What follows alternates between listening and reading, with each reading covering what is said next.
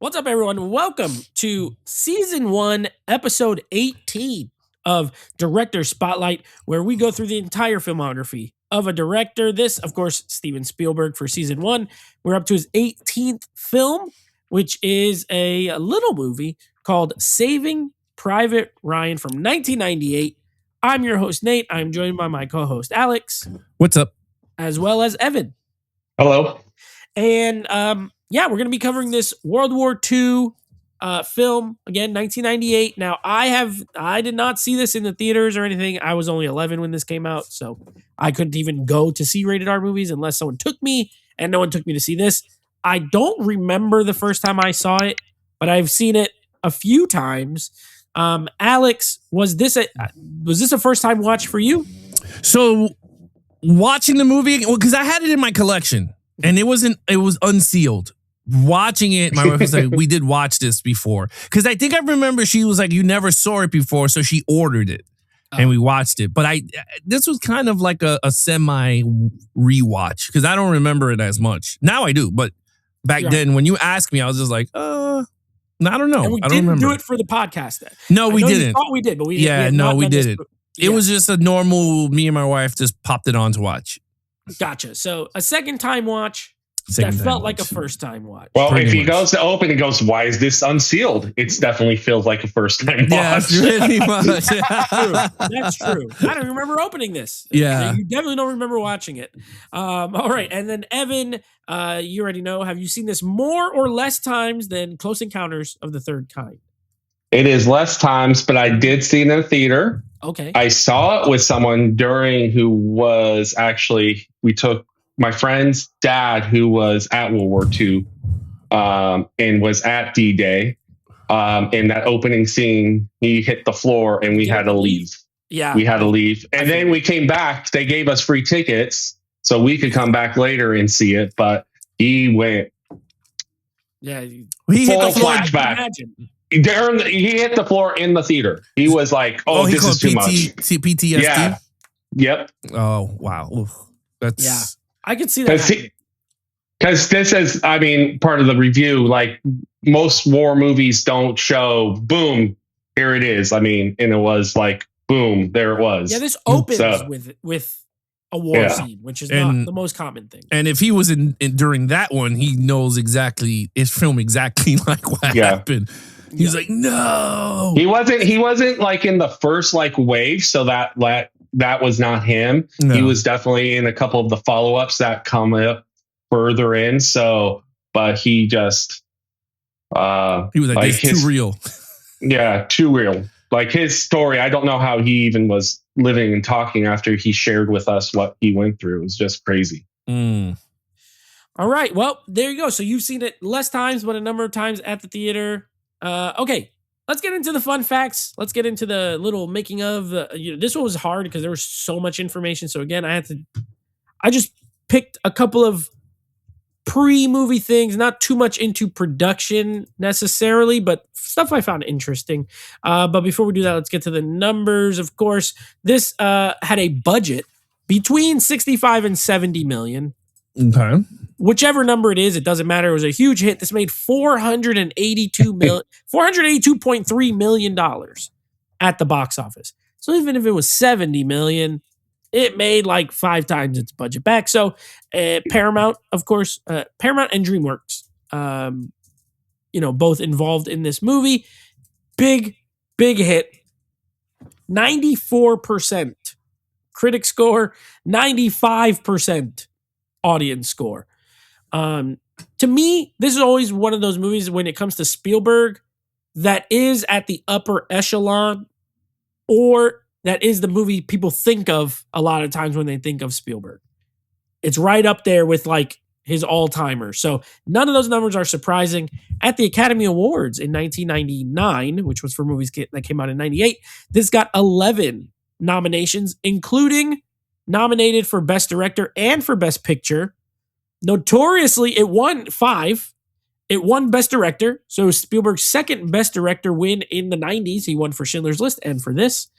However, it was famously snubbed for Best Picture by Shakespeare in Love. The movie who in 2026 nobody talks about, nobody remembers, and nobody wants to watch beat Saving Private Ryan, which people still watch, still talk about for Best Picture. It was an all-time snub considered by most people. Like, this doesn't even make any sense. There's actually a couple of books and articles written about that, because that's the Weinstein company and the campaigning of movies starting. This is the echelons of that, really starting that and going that the campaign behind the scenes is the reason why Shakespeare's in Love won, not because the movie was worthy of winning. And so people say this Academy Awards pre-1999 and post-1999 are two different award shows. Yeah, I've never even seen Shakespeare in Love, and I'll never watch it just because it of Saving Private Ryan, and what a joke. Anyway, so yes, but he did win for Best Director. So his second, and I think last. I don't think he wins Best Director again after this, but he won for Saving Private Ryan. Now, producer Mark Gordon was a fan of writer Robert Rodat's previous work in films such as Tall Tale and Fly Away Home in 95 and 96, respectively. The pair met in early 1995 to discuss potential projects and ideas. Within a few weeks, Rodat conceived of Saving Private Ryan. He was inspired by a gift from his wife, the historical book D-Day, June 6, 1944, The Climactic Battle of World War II, which came out in 1994, by Stephen E. Ambrose, recounting the events of the Normandy landings. Rodat visited a monument in Keene, New Hampshire, dedicated to American soldiers killed in combat, and he noticed the losses included brothers. He said, "The idea of losing a son to war is painful beyond description. The idea of losing more than one son is inconceivable." The Ryan family was based primarily on the four Nyland brothers, detailed in Ambrose's book, who were deployed during World War II. Two were killed, and a third is presumed dead. The fourth was returned from the war. So this is not necessarily, it is a true story and it's not. They changed the names. It's based on a real thing, but it's fiction in the specific story that it tells. Michael Bay, this was hilarious. Michael Bay was hired as the director for this movie initially, but left the project because he could not resolve how to approach the material. Couldn't put Transformers in it. Sorry. No, he's like, right, and he did Pearl Harbor later, but that is such a more simple, it's like War and Love. That's it. This was too tough. He's like, I can't direct something that's this good. I can only blow stuff up. So he could not figure out how to approach it. So then Karen Sage, a junior agent representing Tom Hanks at the CAA, or Creative Artists Agency, gave the script to Hanks, who was immediately interested, and then met with Gordon and Levinson, who are the producers. Hanks shared the script with Steven Spielberg, who agreed to direct because the pair had wanted to work together for some time. So that's how Spielberg ultimately came on board. Rodat thought that Paramount would cancel the project after the studio purchased two other World War II era scripts, one called Combat and one called With Wings as Eagles. Bruce Willis was supposed to star in Combat. Arnold Schwarzenegger was attached to With Wings as Eagles, respectively. However, having secured the involvement of Tom Hanks and Steven Spielberg, two of the highest paid and most successful actors and directors, Gordon suggested Paramount executives prioritize Saving Private Ryan. Ultimately, I've never heard of a movie called Combat or With Wings of Eagles. I don't think they ended up getting made. And if they did, they were changed to something else. Because I know Bruce Willis did some World War II stuff. Hearts War. I don't know if that was Combat and they changed some things, but those movies never came out. And then the last part, to keep the budget lower, because again, 65 to 70 for this movie's low. Me and Alex just did a podcast before this for Mission Impossible. $150 million. This costs half. Looks just as good or better. And it was a few years earlier. So low budget. Spielberg and Hanks took minimal upfront salaries in exchange for a guaranteed 17.5% of the gross profits. Equivalent each to, or between the two? Each. So 35 cents of every dollar the movie made went to those two, not individually. 17.5 cents per dollar each. and it made $483 million. Now, I don't know how much that is off the top of my head. Sounds like a lot of money. I'm sure they're not mad about it, and I'm sure they're not mad about everything that came after. So before we just get into review, I read one other thing that was really hilarious, where DreamWorks and Paramount were both involved. DreamWorks was a brand new studio, of course, created by Steven Spielberg, Jeffrey Katzenberg, and David Geffen, I think, something like that. I don't even think, DreamWorks wasn't even on. It was Anne Boleyn's still on that, but it was still DreamWorks, right? Because that merged. Amblin was involved as well. However, for distribution, they flipped a coin, literally. Paramount CEO or whatever had Spielberg flip a coin. Whoever won it got domestic distribution rights. The other one got international distribution rights. And I believe Spielberg won the coin toss. So this was released in the U.S. under the DreamWorks banner as far as the movie. But if you buy Blu-rays, things like Paramount logo is usually what you're going to see, because DreamWorks is not, I mean, they're not even, Spielberg's not even involved in DreamWorks anymore. They sold it. It's like Universal owns it now, I think. So anyway, I thought it was funny. They flipped the coin. All right, let's get into the review. I have one. My favorite fact about this is Matt Damon was cast because he was an unknown actor, and he was going to has that good old American boy look. And Spielberg, and by the time he films this, and by the time the movie is released, he wins Academy Award for Good Will Hunting, and was starring in that huge movie. So it kind of backfired on him, because I think he wins that the year before in 98. Yeah. Yeah. I just looked it up. Tom Hanks and Steven Spielberg, they said earned between $30 million to $40 million at the back end deal. Wow. Smart. They said, you know what? We'll take the minimum. You give us this. I'm sure they did not think this type of movie would earn $480-something million, first of all. No. So, but good on them. Hey, it worked. It says official figures for Steven Spielberg total pay for Saving Private Ryan 1998 are not publicly disclosed, but as director/producer of the film that grossed over $482 million worldwide, his earnings, including back-end percentages of the box office, likely exceeded $30 to $40 million, similar to Tom Hanks earning from the same film. I mean, so if they you both think about got the it, same. 10% of 400 million is 4 million. So, or is 40 million. So, yes, it's probably in the 40 range for both of them, because that's a lot of money. 17.5%. It is. But you know what? No one can be mad, because this got prestige. It won a lot of awards. It did a lot for their careers moving forward. Still, I mean, Spielberg was already his 18th movie, but and you know, whatever. He got robbed though. Shakespeare wrote. He got robbed. I'm interested to hear your guys' thoughts on this. Will go with Evan first on this one, actually. We'll switch it up. Okay. Evan's going to go first. Saving Private Ryan. I know you, again, by this point, everyone knows you love history. This is all your bag. It's your jam, baby. It's your mojo. What is your thoughts on this movie? What did you think?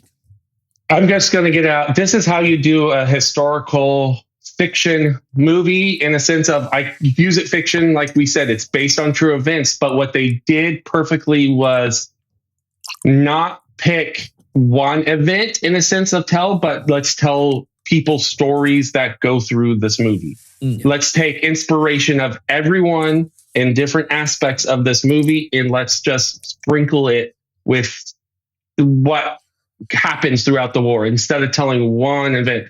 Where Amistad's weakness is going, I could look it up and say, you made all these changes. Why did you make these changes? And we could nitpick that part. And it makes the movie no fun.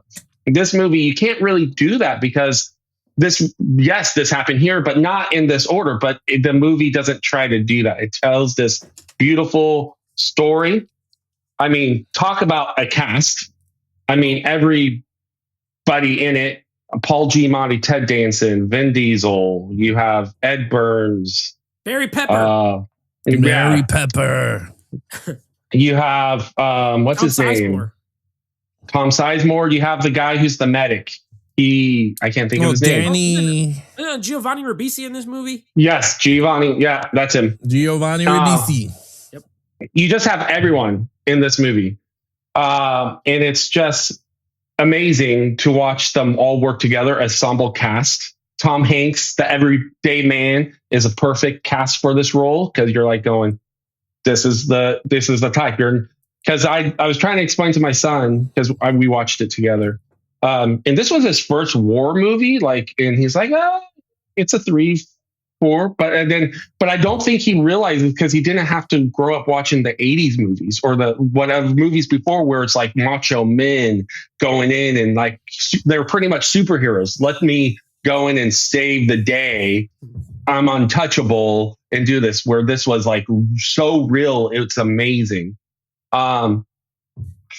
Steven Spielberg could do a close up on a face and it's just perfect. Like, we got so many, and it's not awkward. Like, you're understanding why we're getting that, because some people get those close up. You're like, why am I looking into your eyes this long?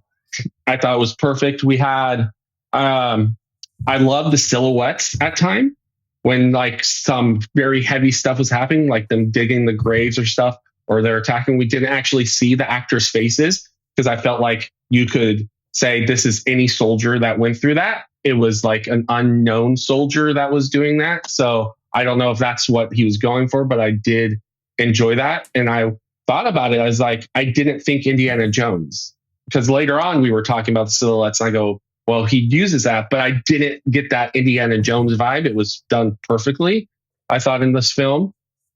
I just love the tidbits, like in the beginning of the movie with the Germans, were that the 2 Germans supposedly that were saying, raising their hands, and the soldiers just killed them. They're not German, they're Czech, saying we didn't kill anyone. We're Czech, we didn't kill anyone. Saying we're being forced to be here because that's what happened. But because of the language barriers, you did that. So like, that's what I mean about, like, since this is not like telling one specific story, it's kind of saying it's taking a narrative of what World War II would be like, and and it's just, you're at that tidbit as you just dive deeper. You're like going, oh, it's just such a good introduction to the subject, where like I think I kind of mentioned where Schindler's List in that kind of introduction was a little too like focused, where I think this does it. It's so broad that no matter where you step in, you could go, oh, there's the history. I love the acting. I love the direction. I really don't know. I couldn't figure out any complaints, because I asked my son, because he gave it a low score, and I said, what would you add? What was missing? What would you add? What would you change? Because if you don't give it a perfect score, that's something wasn't good for you. And he couldn't answer it. So he's pondering, and we're going to revisit that question. But I thought you were going to say, I asked my son, because he gave it a 3, what's wrong with you? Yeah. See what he says? What's wrong with you? He's going to give it at first, maybe it was too long for him. It is like almost 3 hours. Yeah, but I don't think so. I didn't check the clock like on some of these movies. I normally like look at my watch and go, we sat there yesterday and just gung-hoed it. No one complained. The only time we had to stop it, because I'm now in my 40s, I did have to pause it to go to the bathroom. But that's the only time stamp we had during the movie. And can I just say, I want to go back to getting other actors to play older versions or younger versions of the actors, because that worked so well. The aging of actors and go, oh, look, they did makeup. Oh, that looks real. Like this, I never asked that question. I knew who he was. It fades into it. It was fine. I just want to go back to that, because that was so nice, because it's like we didn't have a Matt Damon with a whole bunch of makeup on it. So I like that aspect. And now they like to do the opposite anyway. They like to take old people and make them look young with CGI. Yes. Yes. They don't even like to do it the other way. Yeah, it makes no sense. It makes no sense. The violence, the gore, the everything, the realism hits you all the time. It just makes you think. It's one of those movies. It's like, that's really cool. You watch it differently. Like, it's not like you're watching John Wick. You're like, oh, that's awesome. You're like, wow, I can't believe people actually went through this. Right. So, I could talk. Did John Williams do the score too? Yep. And he was nominated for best score, of course, for this movie as well as usual. It did not win. It won Best Director. It won Best Cinematography. It won Best Sound, some technical stuff for the other three. Yeah. But Williams was nominated but did not win. I mean, the music was once again perfect. Yep.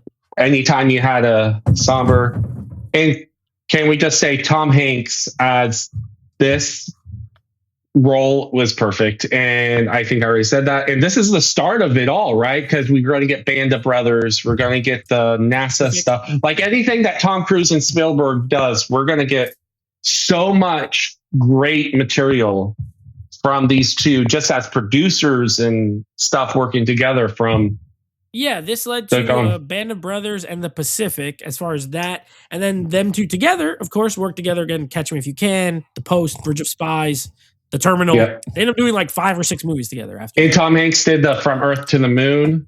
So you all of a sudden, Tom Hanks just opens up as a producer also here, because he does That Thing You Do. Like, this movie is that catalyst for so many different things. Yeah.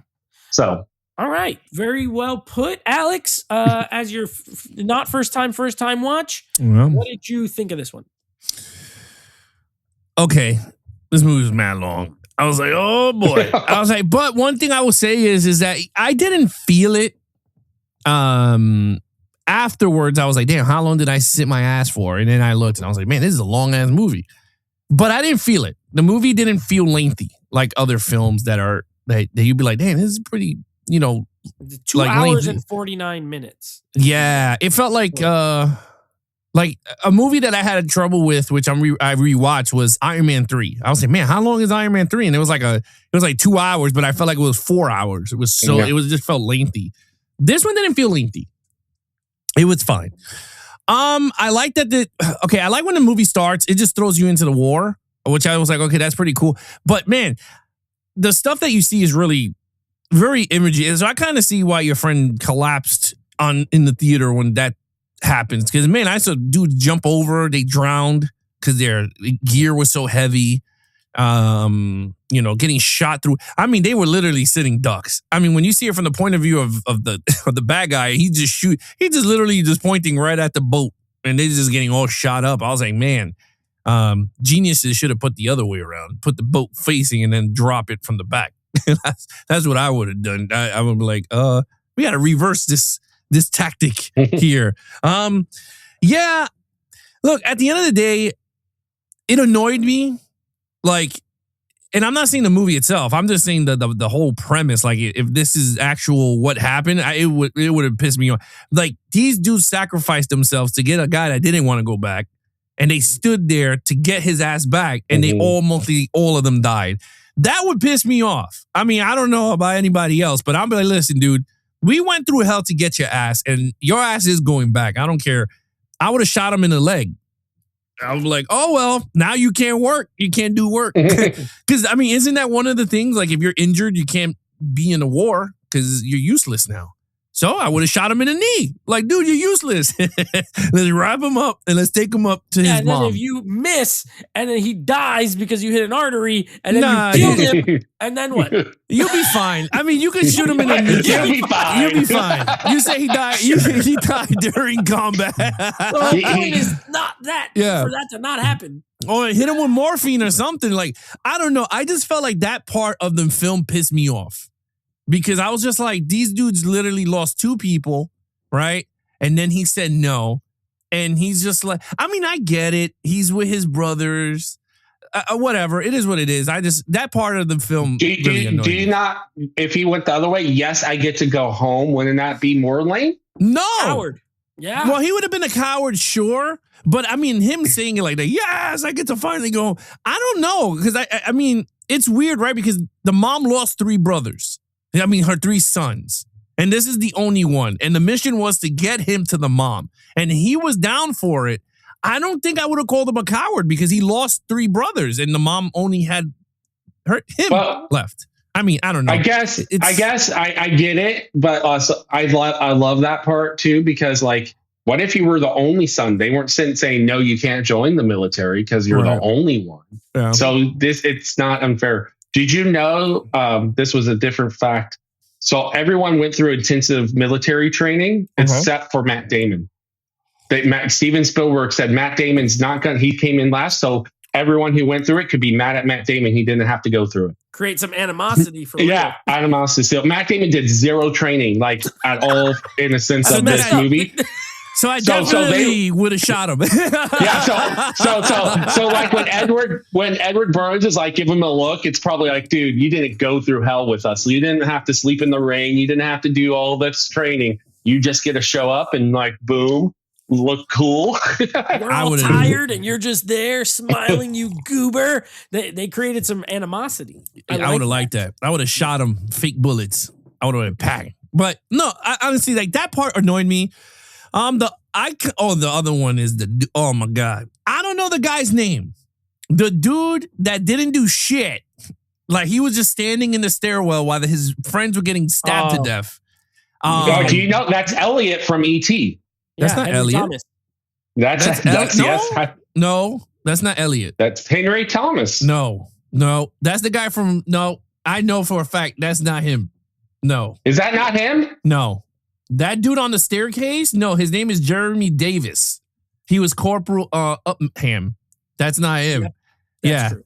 Yeah. That guy plays. What is that guy from? He was from Lost, and he was in Twisters. He's the one that got scared, and he was like hiding in the corner when I still thought that looked like the guy from Elliot. I didn't look anything. I did not do like an Internet Movie Database.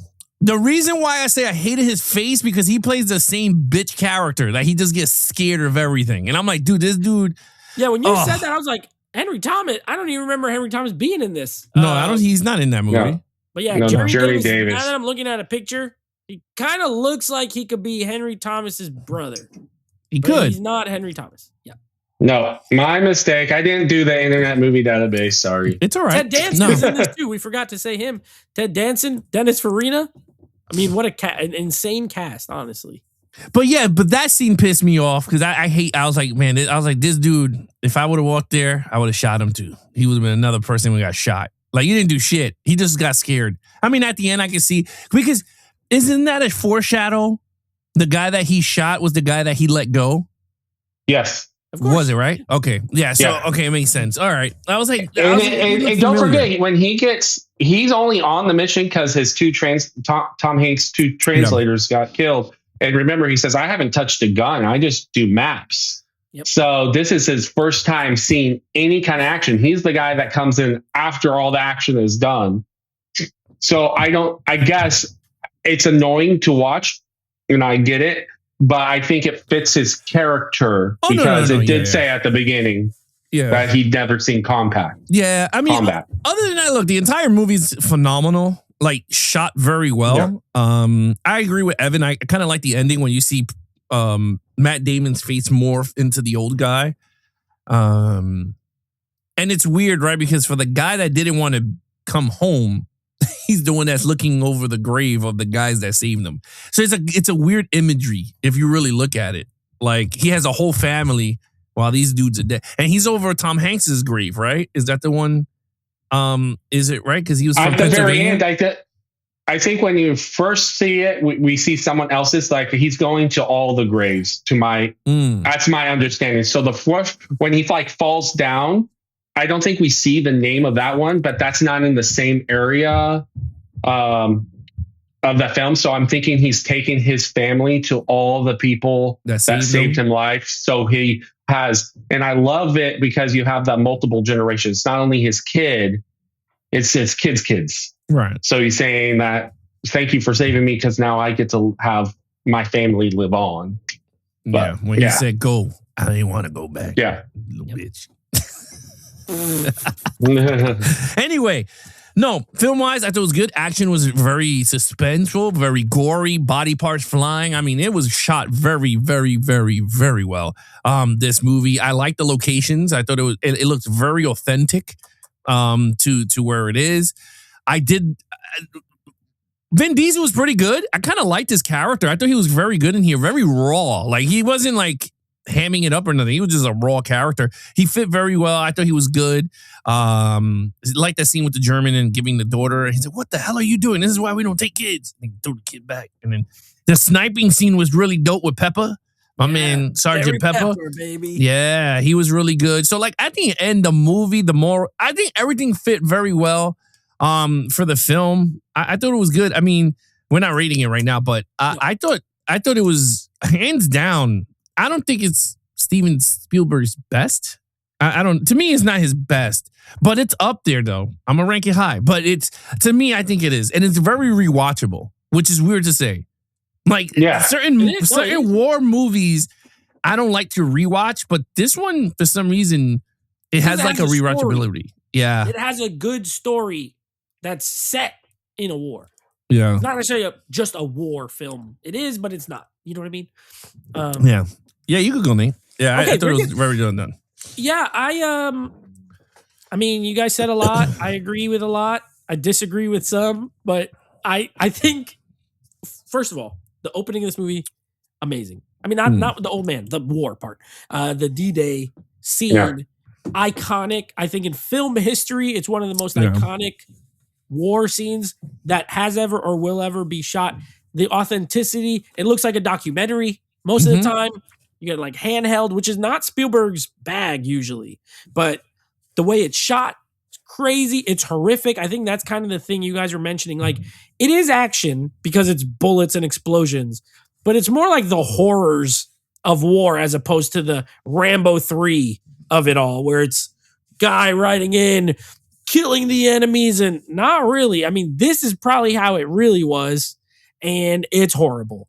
It's not fun, and it's not, and it doesn't glorify it, which other movies can tend to do.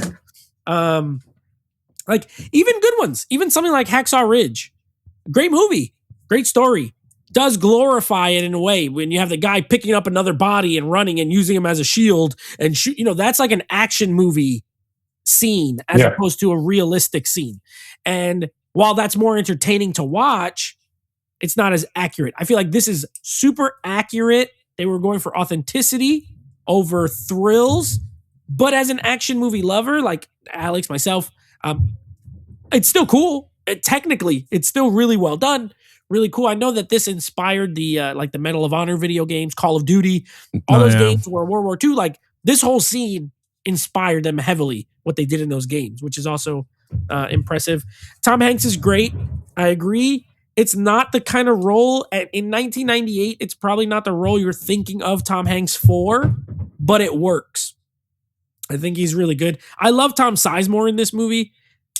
I wish he didn't get so hooked on drugs and stuff because he was such a good actor. And he played that kind of on edge, kind of guy really well.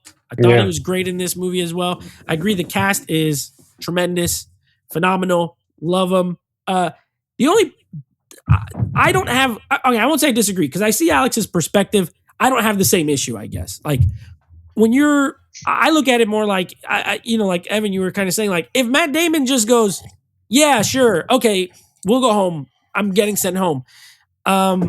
You kind of, to me, I wouldn't look at him the same way.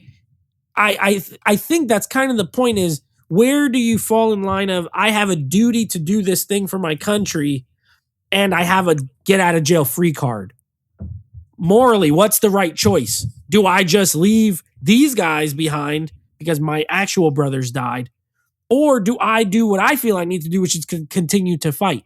And so I think that makes it a very more interesting movie than anything. I think it adds a lot of layers to him. And then the scene with the guy in the stairwell, well, yeah, it's frustrating because ultimately that was a bad decision. I can also see if you've never fought, if you've never shot a gun, if the fear, I don't think most humans, even in war, their natural reaction is to be like, I'm gonna shoot that guy. You know what I mean? Like it's a lot to take a life. And so I like those things. They didn't really bother me. Other than that, I agree with everything you guys said. Very well made. Yeah, it's long, but I've never felt, I always forget this is almost a 3-hour movie when I watch it because you're so engrossed. You know what I mean? Like it drops you right in. You're so into the story. The non-war parts are very good. The dialogue between the guys, it's very well written. I love the tank scene with the sticky bomb. The old sticky bomb. Oh my gosh, it's such a great scene. It's sad. People be, like mistakes are made, but you know what? It's a great scene, and it shows again. This is probably the reality. To Evan's point, sure, it's not saying this exact guy did this exact thing, but more than likely something like this happened. And so it works. You can't poke a hole in it. It's like, yeah, that probably did happen. It's not like, it's different if you say Sergeant Johnson, who really exists, went and created a zip line and zip lined and if that never happened, you'd be like, that never happened. Somebody might have done it. And I kind of think that was clever to take a real factual event, take a real situation, the brothers dying and needing to get this other one home, but doing your story's fiction set within a real thing that really happened. I think that works better for this. But I agree with everything else you guys said. I think the score is great by John Williams. The military type. He's the kind of composer who could do like a military theme in his sleep. Honestly, like his stuff all sounds like a march anyway. Even like Star Wars, it all sounds like military music. So he's great. Spielberg, I agree with you, Alex. Like, I don't think this is his best movie, but I think it's one of his best movies. Yeah. Absolutely, easily, hands down. One of his best. I think he has multiple masterpieces personally. And I would say this is one of them. Now, is it my favorite or the best? I don't know. But I think it's great. Phenomenal. Great movie. And it's interesting to see where we go from here, which I'll say in a moment. Yeah. But yeah, go ahead. I have one question because we were talking about what's his name, not the guy from E.T. on the stairwell. Why did the German not, this is my question, why did the German not kill him? I think he has all the ammo. He's crying, but he could have just stabbed him and because we all had that conversation about like, if you leave him alive, they could kill us later. Yeah. Like we had that earlier. So why didn't that German who literally just killed two not kill the guy with a whole bunch of ammo around him on the stairs? Because I have a feeling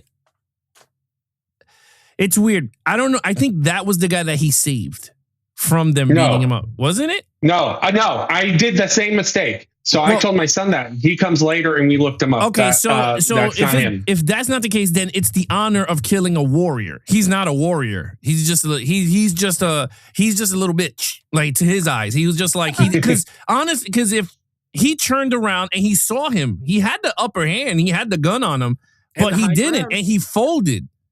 So he was just like, this guy's not a warrior. He's just a guy doing it. Like, he's just a normal Joe Smo just thrown into war. Like, he's not a threat. That's what he did. Because he walked right by him.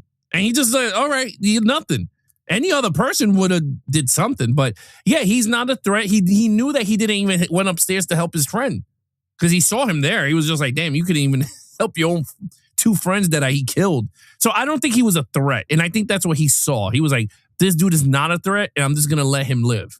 And I think, too, it speaks to the psychology just in general. Like, okay, this American guy didn't shoot this guy. We know why. You know what I mean? But we don't know that other guy. I don't know that German guy. You don't really know why he would do what, in certain situations. Yeah. So, I think it is, when I first see it, I'm like, oh, yeah, he could have just shot him. But that is another thing of like, a lot of times, like if someone doesn't and you're like, I could just walk past this guy. Like, I don't want to have to shoot this guy. Maybe that German guy didn't want to keep shooting everybody. He's like, if I could just leave and not worry about it, I'd rather do that than shoot this guy. So, it shows both sides of it in that regard. But yeah, I don't know. It's an interesting scene. I will say this. One thing that helped Steven Spielberg directing this movie is Jaws.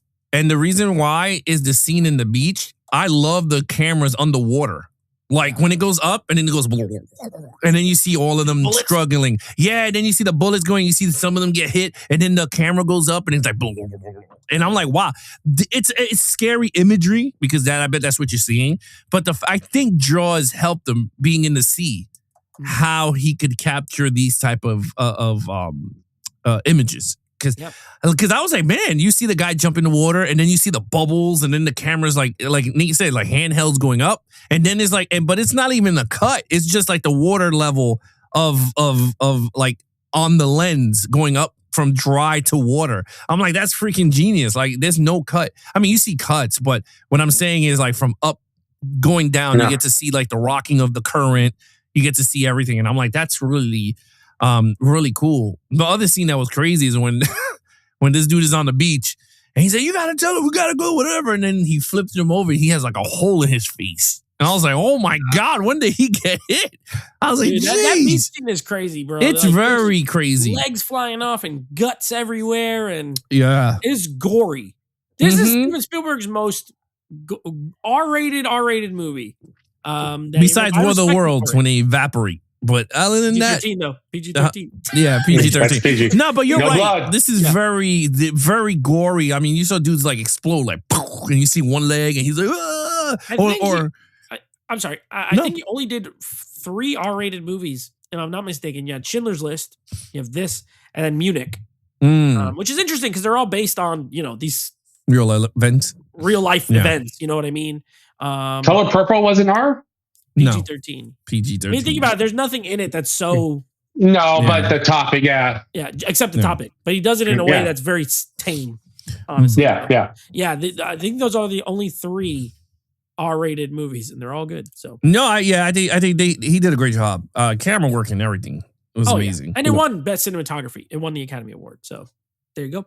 All right, Evan, what do you score this movie? It's a 10 out of 10. Yeah. I hear you. Alex, what did you give it? Wait. I was going to look at this ET and decide. What did you give this movie? Let me put on my list here. Look at ET. Okay, so I'm looking at it. Okay, so my 10s are Raiders of the Lost Ark. I have Schindler's List 10, Jurassic Park 10. I don't have 9s. I'm leaning towards a 9, to be honest with you. But at the end of the day, I think it's when I'm looking with the other ones, the top 10s, I think this is, while Schindler's List was really great, like I liked it and I gave it a 10 because I think it was a great character development style of biography, whatever. I think I'm leaning towards a 10 because I think you're right. It feels like a Smithsonian style of film. I guess that's the best way to say it. Yeah. And I liked it. I think so. I'm gonna give it a 10. I think it's a 10. Yeah, he deserves it. 10 or just put it at the lower end of the 10s for you. Like that's the thing with the rankings. It doesn't really matter. But I mean, well, yeah, but like, I mean, I want to try to keep it as like how I would accurately do it. But like giving a Schindler's List a 10, and then I'm giving this one a 9, while this one had like more action, more look into the actual not disaster, but like the war itself, where Schindler's List doesn't even give you a first person view of the Germans doing whatever. I mean, the Nazis doing the things to the people. And I'm giving it for story and acting. Well, not to spoil or give anything away from my rankings, because I've been playing it. I don't want everyone to know what I got where. I will say I have a movie that's not a 10 in my ranking ahead of a 10 because I'm ranking them as when will I watch this one before I watch this one, even if this one's better. So my ranking. Well, that's how I'm gonna rank it once I put all my scores. That's how I'm gonna rank it, rewatchability. Right, but exactly. In terms of the quality of movie, this is a 10. I mean, there's no there's no way of putting it. We'll make it a trifecta because I gave it a 10 as well. I think it's flawless. I think it's flawless. It just comes down to like, what do you like when we do the rankings? What do you prefer to watch on a Saturday when you have some free time? Yeah. But this is the kind of movie that I always love watching with people who have never seen it. You know what I mean? Like, Evan, it's cool that you got to watch it with your son. It's like, if you somehow haven't seen Saving Private Ryan, it's like, you got to watch this movie. To me, I put it up there with movies. Like, let's say you're new to watching movies, I put it up there with like, you got to watch The Godfather. You got to watch Godfather 2. You got to watch Alien. You got to watch Saving Private Ryan. You got to watch, Aliens. Certain genres masterpieces, I think this is the greatest war film of all time. So like, if you're gonna watch a war film, to me, this is the one that I normally recommend people to watch. Like, if you don't like this, I don't think you're gonna like love the genre in general, because to me, this is the creme de la creme of war films. Well, I think honestly, for me, I think this one and then We Were Soldiers when Mel Gibson was really We Were good. Soldiers is great too. Yeah. Not as good as this, but it's also great. And Hacksaw Ridge is another one that I hold high. I think it's a great film. Me too. But this one's like peak of the mountain to me. Well, And this those are, like, one right up puts there. you first person view into the war. Like Right. you like the camera, you become the avatar, the camera. Like when you see everyone get like you don't get that in other war movies. You see it from the side profile and everyone running. This one literally puts you on the boat. The minute the boat thing comes down, you see everyone go, da, da, da, da, da, da, and you see dudes jumping in the water, and then you fall in the water with the camera, and then you're running with Tom Hanks into the beach. So you feel like you're on a virtual reality of D-Day while watching a movie. I don't know if it makes sense, but that's how I felt when I was watching documentary. it. Yeah, I felt like I was in a filming it. Yeah, I felt like I was in a VR of it. But that's And this movie literally starts that way of a genre, a subgenre of that documentary, what I call historical fiction. That's the style of novels where, because you have Band of Brothers, or I already listed, that whole genre sticks with that style of filmmaking. Yeah. From here to earth, what can I do to show you? It's historical fiction. We're going to have real names and stuff, but we're not going to do kind of what I feel like Schindler's List and Amistad or does, in the sense of like, we're going to say this small moment, we're going to tell an overarching story of how to do it. So it gives you more freedom to be creative without needing to stick to where I feel the only historians could go nitpicking, but we as an audience could enjoy it. It's pretty amazing for what we get after this movie too. yeah. All right, so 10s across the board. Another Spielberg masterclass in filmmaking. Will there be any more in his last 16? I don't know. Maybe not. But I will tell you one thing. I do not expect 10s across the board for this next movie, because this next one is an interesting one. We're out of the 90s. We're getting into the 2000s. And this is a movie that literally no one talks about when they talk about Steven Spielberg. It is divisive. I know people who hate it, like hate this movie and hate it when it came out. And I know people who like it. I don't know many people who love it. And the movie is AI, Artificial Intelligence. And this was originally supposed to be directed by Stanley Kubrick. Of course, he passed away right after making Eyes Wide Shut, so he did not get to make the film. Spielberg was a friend of his and decided, I'm going to make it. Was it the right choice? I don't know. We're going to find out. Alex, have you ever seen AI before? Never heard of it. Never heard of it. You got, so Haley Joel Osment is in it from The Sixth Sense. Okay. Jude Law. Jude Law is in it. It has a good cast. Not Saving Private Ryan cast, but you'll see noticeable faces. But yeah, sci-fi, which is something Spielberg does well. And in the 2000s, it seemed like he did a lot of sci-fi, because you got like this, Minority Report, War of the Worlds. They're all in that time frame. So I'm interested to see your guys' thoughts on this movie. I have not seen it in forever. It's not one that I revisit very often. I'm not saying last time I watched it is when I bought it on DVD. So I've seen it twice. The first time in the theater, and then I bought it on DVD. Yeah, I saw it at some time in my life. I don't even remember when, and I have it on Blu-ray, and I just never. I don't even have it on I think it Blu-ray. might only be my second time seeing it, so it's going to be interesting. Pretty much second or third time, me and Evan. First time for Alex. AI. And we'll see how it goes. AI, artificial intelligence. That said, thank you. As always, if you've made it to this part, thank you for watching and joining us on this journey. Hopefully you guys are watching the movies as well, or taking our thoughts on them and then watching it with, through that lens. If you're not already, please consider subscribing to the channel. Make sure you hit the bell icon. That way you get notified when new videos drop. Leave us a comment. Do you love Saving Private Ryan? Do you hate it? Do you think it's the worst war movie ever made, or the best, or somewhere in the middle? Let us know. And of course, leave us a thumbs up as well. We will be back next week with AI, Artificial Intelligence. And until then, be awesome to each other and geek out.